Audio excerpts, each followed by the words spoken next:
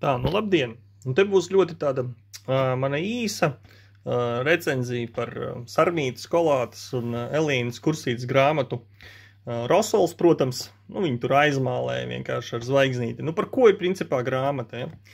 Nu, grāmata ir skaista, tur viss kārtībā.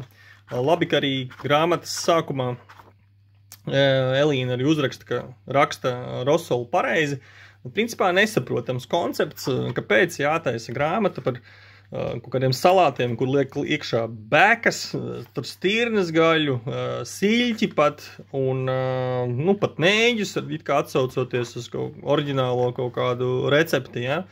Un tai pašā laikā, nu, tad grāmata par nepareizu rosolu vienkārši, par salātiem, ja? Tāpēc arī, nezinu, tāds nosaukums varbūt ar to zvaigznīti, bet kas interesanti ir, tai pašā laikā, tad grāmata ir pilna ar kaut kādiem tur salātiem, ar iepriekš minētajām un vēl papildus bezgalīgi daudz citām sastāvdaļām, kuras, laikam, pagatavotājiem nebija kur likt.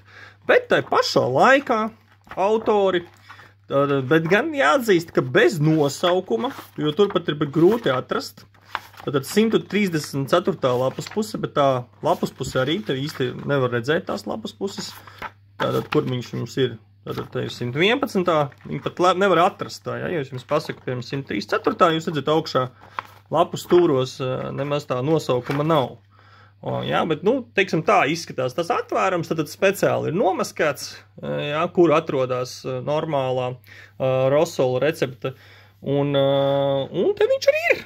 Jā, viņi nosaukuši ir par klasisko rosolu, jā, un varīt kartupeļu, varīt solas, sīpolu, sālīti gurķi, doktora desa, konservēti zirnīši un krējums, majonēzi, mārtiņa, sineps. Tad viņi zina, tātad, kas ir īstais rosols, bet grāmata ir piepļurts kā ar pilniem, nu, kaut kādiem salātiem, ja, tad vēl ir tā spēle ar to rosols nevajadzīga, paldies Kursītai, kur to vienkārši arī zinātniski un precīzi norāda. Nu, no tā ir uzpūsta vesela grāmata, ja? Varēja iztikt ar vienu lapus pusi, ar vienu recepti un ar vienu nosaukumu.